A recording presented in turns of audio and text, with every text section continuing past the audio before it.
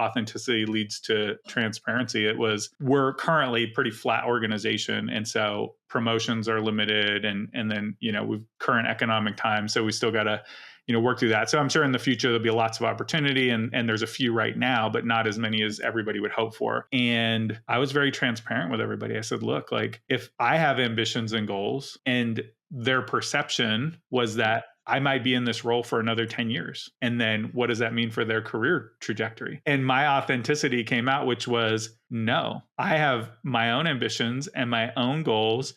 And if I'm in this role probably 24 months from now, I have failed at my own goals.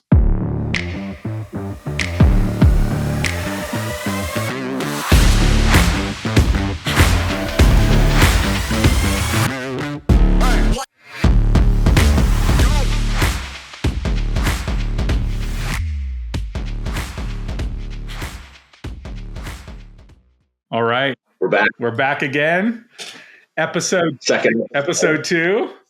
Love it. So for the folks listening, Jason and I have talked a lot about this, and ultimately we're going to kick off the second session really around the power of intention. There was a great video he sent me, which we'll try to see if we can cut in here somewhere,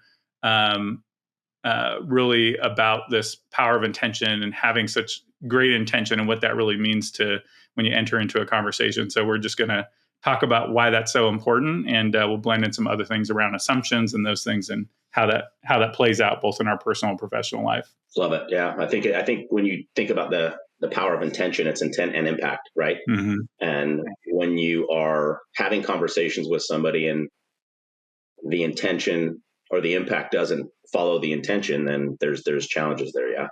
Yeah.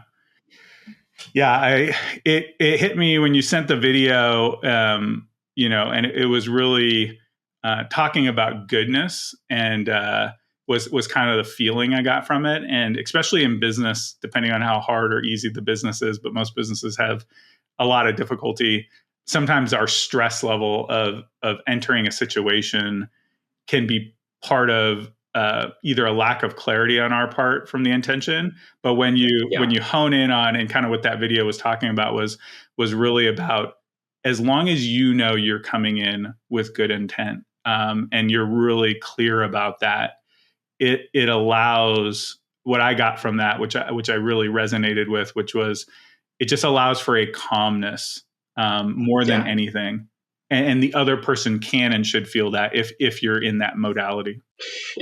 Yes, absolutely. And when you're having conversations with somebody, even if it's the first one or if it's the 100th one, when you can come into it with leading with good intent and assuming good human nature, have a good human element to it, what it does is it puts everybody on an equal playing level, right? And if you know that if you're talking with me and in our conversation before, that I'm going to keep you honest, hold you accountable.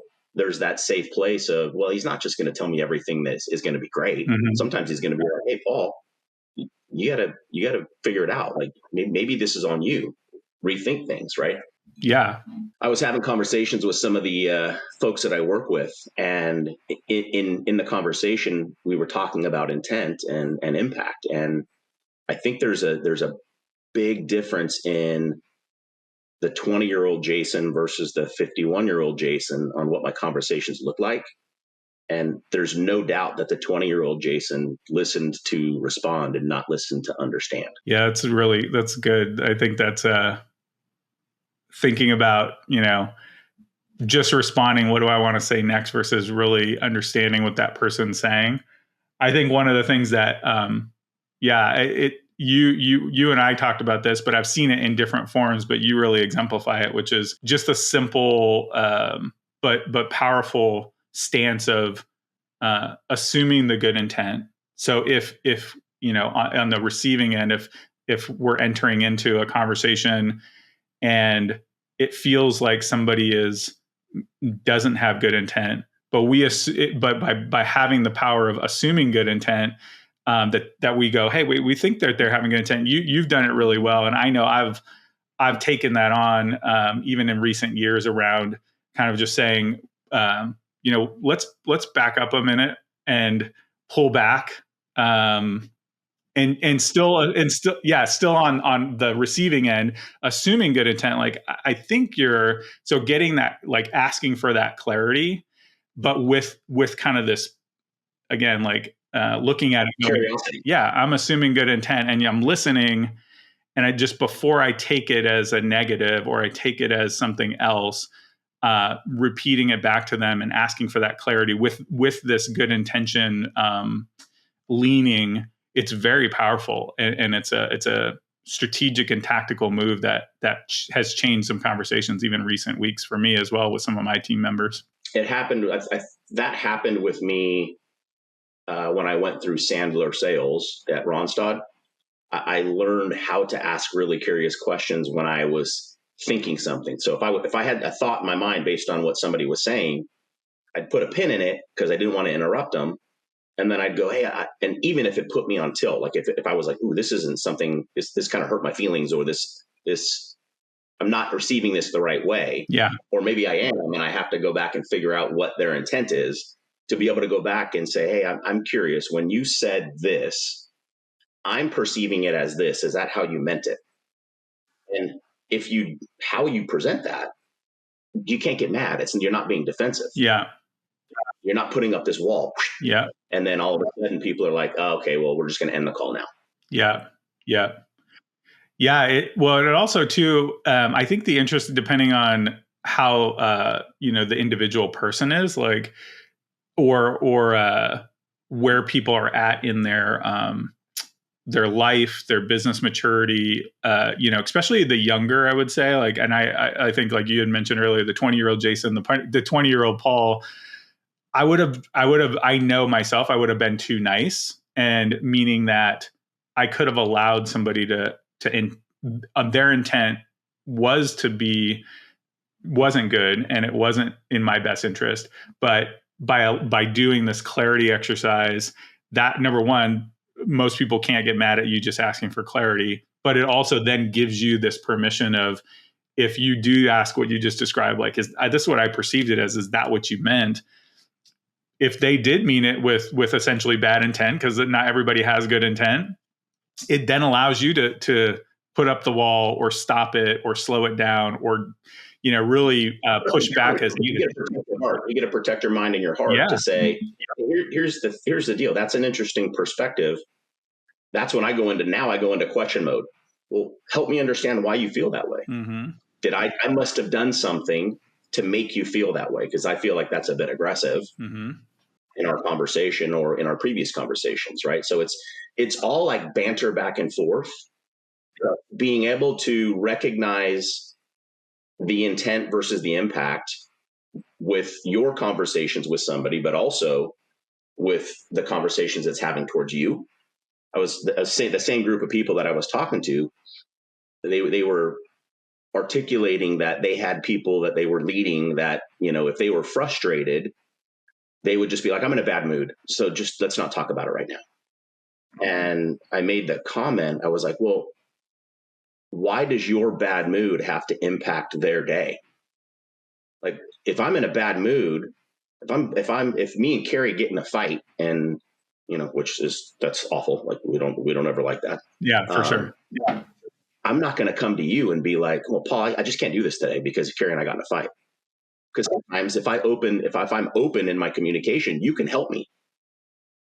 And so when we were talking with those folks, they were like, oh, you know what? I never even really thought of that. So sometimes we have to be self-aware to say, I know I still have to deal with something in this part of my life, be it personal or business, but I'm not going to have that impact my next conversation. I've had it happen. I'm sure you've had it happen. We've had it happen where something in business affects the home life. Yeah. I mean, I think there's no doubt. I mean, I think the power of this initial framework of, coming into a conversation or a situation with our good intent, and then assuming good intent on the other side, and in the middle, this having this little bit of framework, if you will, of asking for clarity, backing up, then that allows for this honing in. But I think where you're going, and I think it's a great call out, is also thinking about our beliefs and the emotions we assign to any situation. Mm-hmm. So it's super. Yeah, I mean, it's a very interesting tree that continues to come together as you get into these conversations. Just like, yeah, if you're over here and you've had this challenge and you're bringing a lot of emotion into the next situation, even if it's right after or a little bit later, that's going to change the way your intent even bringing into the conversation, because you're bringing all the prior emotions and the prior situation into it. So it's definitely a And huge think about portion to how that cut that impacts. off. Yeah, think about how that. I interrupted you. I'm No, sorry. no, Think about how that impacts that person. yeah, So my inability to recognize where I'm at is now going to potentially impact somebody else's day, which could have been a positive if I just sat back and said, okay, you got to shelf that for a second. This is an important conversation. yeah, I want to go back a second because I'm interested. When you said 20-year-old Paul hmm was too nice and might have let some people maybe take advantage of you, I'm interested how that impacted the 20-year-old Paul. Like, what was your response to that? yeah. I think for me then it was, and I even think now. I mean, for some reason, I think this goes. Everyone has to analyze, how they were raised and some of the belief systems that you're handed down from your parents or other people in your life. And it was I think partly because the message was being humble and um, that word. I mean, I wasn't thinking about it at that time. Humbleness to me just meant being very nice to everybody, and then that didn't translate towards, if somebody didn't have good intent, there was not really a way of thinking about it. I think the way it impacted me, what I would just allow. I kind of, the good part is my mindset didn't take in a lot of negativity, so I wouldn't allow. Somebody could be negative, and I would continue to stay positive on my own.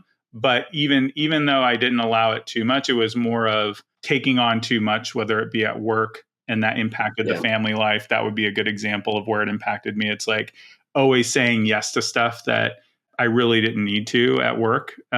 So that then became, the scope creep of your work now creeping into your personal life, and you really didn't have boundaries. That's probably where it affected me the most, I think, in my early days. And then I had kids young, so it wasn't 20-year-old Paul. That would have been maybe 22-year-old Paul, but still very close. were you a people pleaser back then? I would say I was probably about 80-20. So 80%, I was always trying to please somebody and making sure that I was on their good side.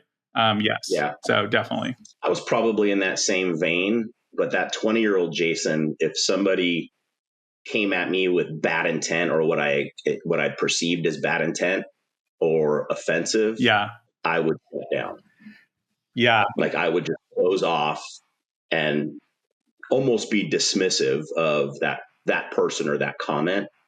And I wish that I had that doesn't matter now, but I wish I had the questionability techniques back then, because I think about all the things that I could have uncovered from somebody's true intent, where sometimes you just got to be told, hey, you're not good at this. And you got to look at it and be able to say, yeah, that's probably something I can work on. Yeah, that's a good point. I think that what I heard you say, at least the way I translated it, was I would say I agree, because I would say I did the same thing. Let's say somebody came at me with a comment, or even if now I would look at it as maybe constructive criticism, as something I needed to think about and process, and then I would have took it as negative, and then, just to your point, cut it off. And that, I would say, the other way that affected me in my early career specifically, but was I really didn't have or take on very many mentors, both either officially or unofficially. I was more Yeah. like, I'll figure it out on my own.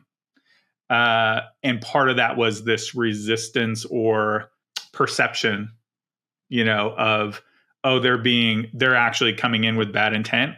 And not everybody was. If I reflect on few leaders even at the time and some other people in my life, it was like they actually were trying to give me constructive feedback that if I would have taken it, I might have been able to close the gap faster. But I took it as negative, and so then I shut down. So very similar perception to you. It's interesting. I'm being thrown back into my days at Enterprise Rent a Car when I was younger, and either at a branch level or an area level where you have to rely on your team to be successful, right? Mm-hmm. And I always recalled one of my best mentors at a younger age always put it in. He's like, and I'm going to say a bad word. He's like, you got to give it like a shit sandwich. Like if you're going to give criticism, tell something they're doing good. This is what you need to work on, and say something that you're doing bad, right? Or sorry, good, bad, good. So you sandwich it between, hey, you're killing it here. This is the area we need to focus on. And I think we can both agree that this is something that needs to get fixed, but also great job with this. So that it's kind of softens that, the impact of you're not doing this right, or you need to get better here, kind of thing. Yeah. Yeah. I mean, no, it's a super great way. I think that's flipping it to the other side, which is, the 20-year-old or the younger person, or it doesn't even matter age, really. It could just matter to what we talked about a moment ago, is if you're coming out of a situation and your mind and your emotions aren't clear, you could be, whatever age and still take it the wrong way. So whether it's age or just situational, how you receive it is important. But then where you're going, which I think is great, is the person that is in this mode of, I have good intent, but I have to give this constructive criticism or conversation now. And it could even be in our personal life, but being able to put that in a certain way, like you just said, and even if it's a shit sandwich, but doing it in a way that hopefully that person can receive it in a good way is also important. Like, for the person giving it at this point. Think of this. Remember 20 years ago when you would get your annual review? Mm-hmm. Everybody had an annual review, and I'd walk into a couple and I'm like, I've never heard this before. Like, where was this 9 months ago? Because I would have changed it, Yeah, right? So yeah. what it helped me do from a leadership perspective is I always set the expectation with my folks. You're never going to wonder where you are with me. Mm-hmm. Like I'm going to be very transparent, both good and bad, Yeah. but understand everything that I'm doing. Would you rather know how my perception of your work is throughout the week, throughout the month, throughout the year? Or do you want me to just save it all up and then write it down on the review and give you a requires improvement? Like, let's work together to close the gaps, right?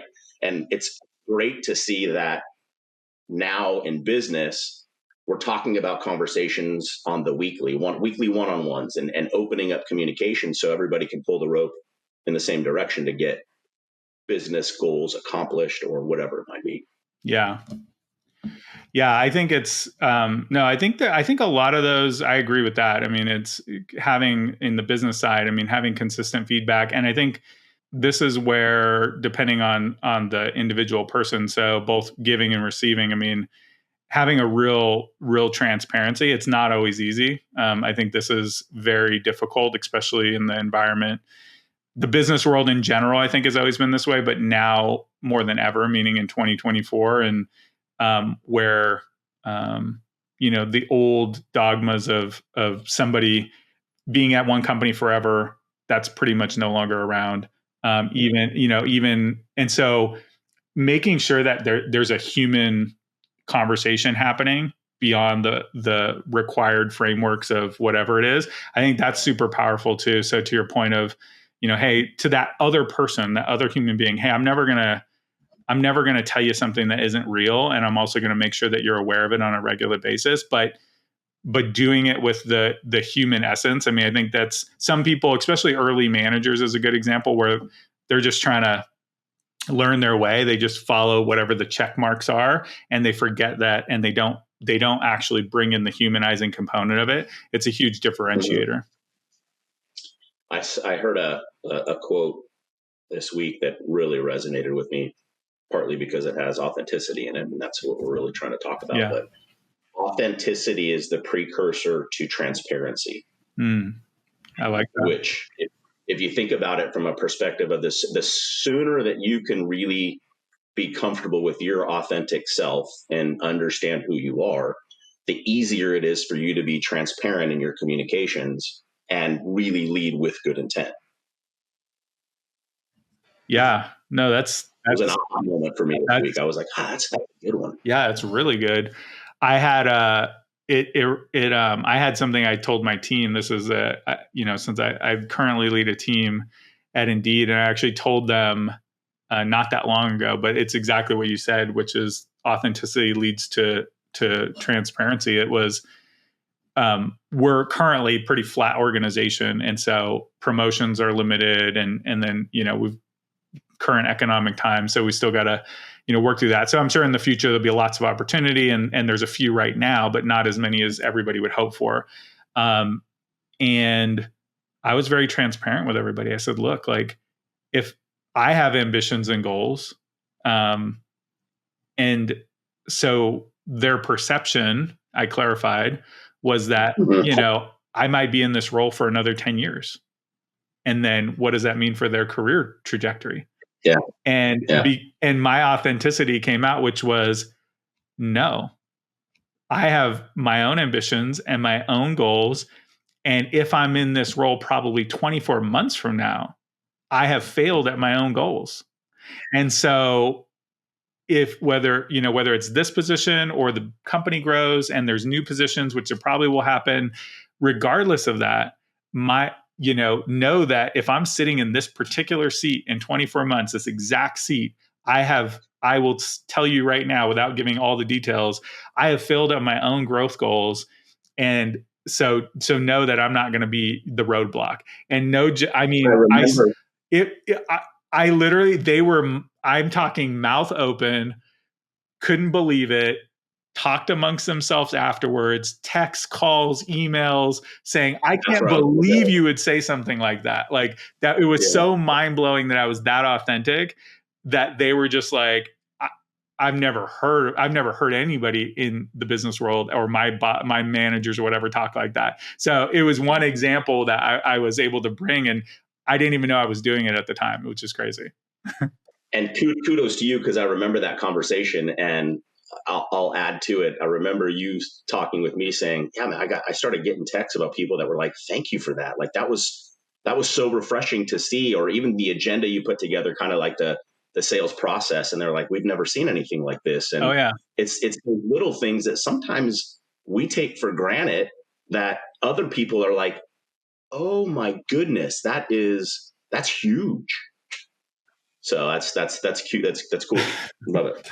Yeah. I think I could say this, like, and that's probably why I did it without knowing it at the time, was I also have never had anybody say that in my career. Like, I don't Yeah. think I've had anybody say it, but I knew it later. I mean, one of my longtime leaders who I had a great relationship with, like, when he made a move or did something, I was like, this was earlier in my career, my mind was blown. Like, I was like, what? I thought you were going to be doing this for the next 10 years. Like, what happened? And it was like, well, I have my own goals. And I was like, and as naive as that sounds, I think we all are, we're all the focus of our own story. And so it may be naive, but you also aren't thinking of it that way. Just like my group at the time was thinking, oh, like, you've only been in the role for just under 2 years. You've got a long road ahead of you, because the average tenure is very long. And I'm like, no, not if it's the way I want it. So anyways, it's not that I want to be out of a role anytime soon, but it's more like I have growth goals that I want to hit. And so, yeah, that, to your point of that authenticity is the precursor to transparency, I think. I mean, super, super valuable way of looking at it. Yeah, it's funny. I had that happen, and it was when I went to Ronstadt. Right, I'd been at Enterprise, was at Title Max, and just was tired. I was done leading people. Was never going to lead people ever again. I'm done. I'm just going to be an individual contributor. And then I got hooked up with Josh Vesley, who at the time was my boss. Now he's one of my best friends. He's one of my mentors and my ride or die. And 5 years in, I was doing fine. I was happy. I was traveling. And he goes, "Hey, I'm going to be moving on." He's 12 years younger than me. So he's like, "I'm going to go find something else. So do you want to take over the team, or do you want me to have somebody else come in?" And he did it in a very Josh Vesley kind of way of just leading me to, not with. And he was like, "Jason, like, you're so good at it. This is what you do. Like, I have people come to you." And ended up, that's what happened. Right. But it was like the succession planning of, "Hey, I need somebody who's going to be my my next, right? That's what any good leader is going to have, that plan of who's going to take over when I move on. And I think it's so powerful to think of it from a perspective of it's a good thing, and not I'm gonna stifle everybody and just we're gonna stay here. And because then you have churn at the bottom. You have people that leave, they don't see any advancement forward. And it's like you want to build a legacy succession plan that regardless of what happens, the next person's going in. Mm-hmm. So I think that's neat. Yeah. No, I think it's super powerful. I'm curious. I think we spent a lot of time here on this particular conversation around our professional lives, which is takes up a lot of our room. I think probably us individually, and then probably a lot of folks listening, it's going to be applicable in their daily business life. But I think it's one of the things that we're talking about, and it's maybe something to maybe even more powerful to what you mentioned earlier about if you had a challenging issue in the personal life that could carry over into professional. But I think that this is probably even more powerful in our personal lives. You know what I mean? Like, talk about. Couldn't agree more. Huh? Couldn't agree more. Yeah. I find it interesting. I can't remember. Actually, I think it's there's an entrepreneur named Dan Martell who I've started to listen to recently, and I think it's him. He said something. This was maybe I heard it a year ago now, which for whatever reason I just never thought of it this way. Is he said, "Look, I'm an entrepreneur. I'm a business guy, and I've always looked at my personal life I had always looked at my personal life different than my business life." And he goes, but what's changed everything for me was when he looked at, he goes, I decided, I don't know, 10 years ago that I'm going to take all my professional skills and my approaches and implement them in my personal life. So everything from quarterly business reviews with finances, which he doesn't call that with his wife, but and one-on-one check-ins, are, weekly date night. And he goes, it sounds, saying it out loud sounds very ridiculous. And it kind of is. But when you really start thinking about it, and I think this is where it's appropriate with this conversation, is if we're not having the same power of intention, the same positive assumption, thinking when we go into the people that are most important in our life, our spouse, our kids, our family, whoever it is, it's like all this goodness and all this work and effort on the front end of our business life, it doesn't even, all that doesn't apply when, and I don't know why I just never had thought about that, but now I do. Like, this is where I'm driving it. Like, whether it's finances or power of positive intention, having the same conversation about, let me back up and clarify. Like, I had not used some of this stuff until literally only 3 to 5 years ago, and then even more so I've been implementing it more and more.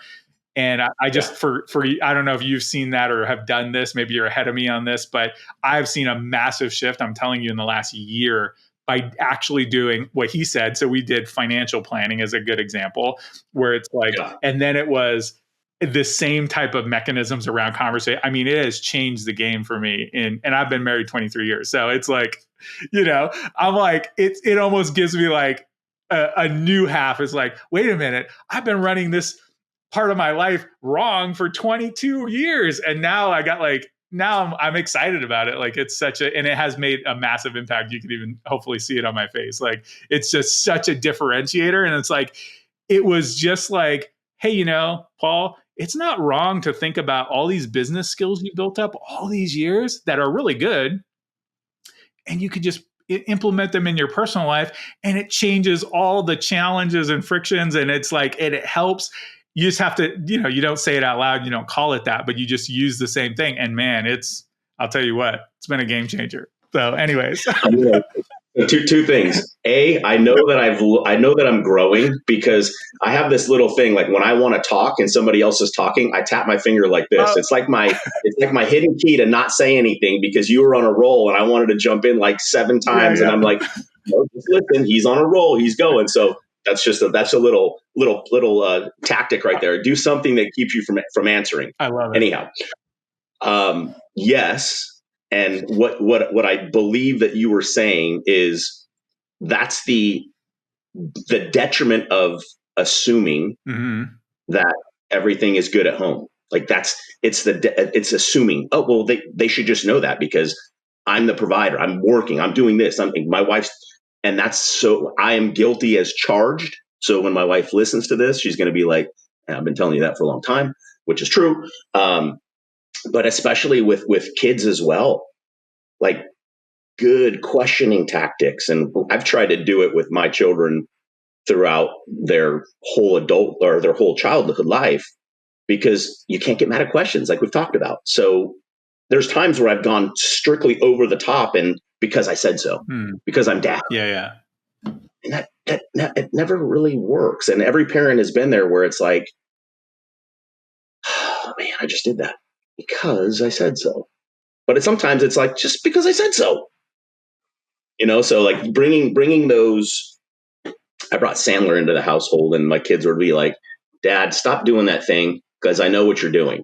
And I was like, well, hey, you're going to learn from it. You'll be able to do it one day because you're going to be like, that's what my dad does. So yes, 1,000,000%. I think that, or I believe that the detriment of assuming that your significant other, your children understand you implicitly is it's not a good place to be. And that open line of communication, saying I love you, saying I'm proud of you, like just the constant affirmation, but also letting them know in a good place that my job is to help prepare you for the world. My job's not to be your friend. And if at the end of the day you're a productive member of society, then yeah, like I did my job. Every kid wants their parents to get off their back. Oh, just leave me alone, do my thing. If they only really realized at a younger age that we're probably the only ones that have their back 100%. So again, power of intent. Yeah, for sure.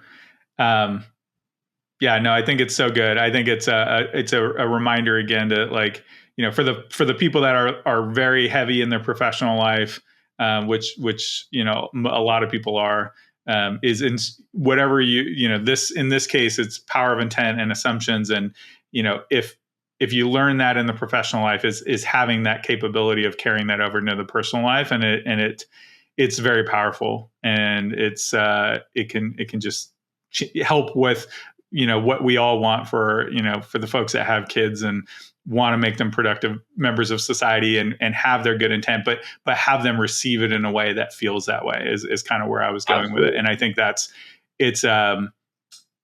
it's more important on that side. So anyways, what a phenomenal conversation, 32 minutes. Yeah.